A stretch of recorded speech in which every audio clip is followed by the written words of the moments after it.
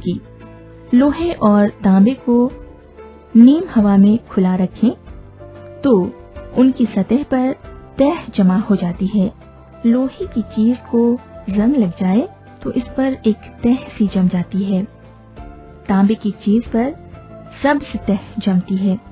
इस अमल को धात में फरसूदगी कहते हैं। धात में फरसूदगी भी एक कीमियाई अमल है।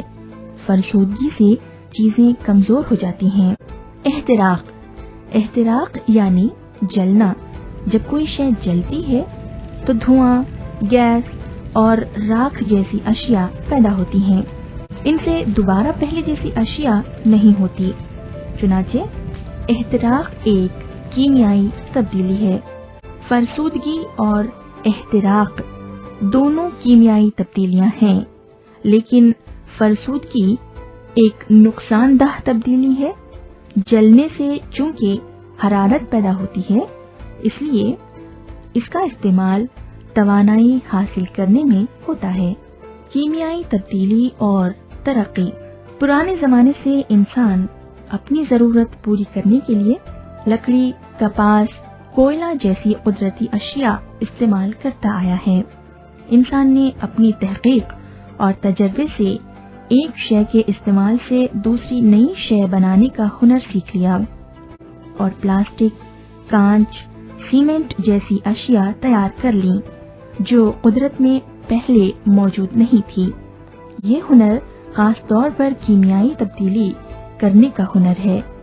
सुर्खी माइल पत्थर के बुरादे को कोयले के साथ भट्टी में खूब गर्म किया गया तो पिघला हुआ लोहा हासिल हुआ।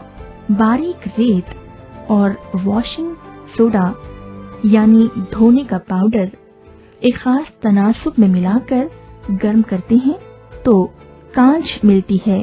कीमियाई तब्दीली के हुनर से इंसान ने बहुत ज्यादा तरक्की की है।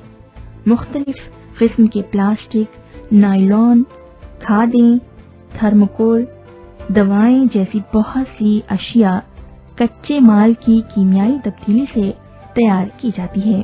आपके करीब के कारखाने की मालूमात हासिल कीजिए कि वहाँ कौन सा कच्चा माल इस्तेमाल होता है और कौन सी नई अशिया या चीजें तैयार की जाती हैं। हमने क्या सीखा? कीमियाई तब्दीली में पहली शय तब्दील होकर अलग किस्म की शय बन जाती है।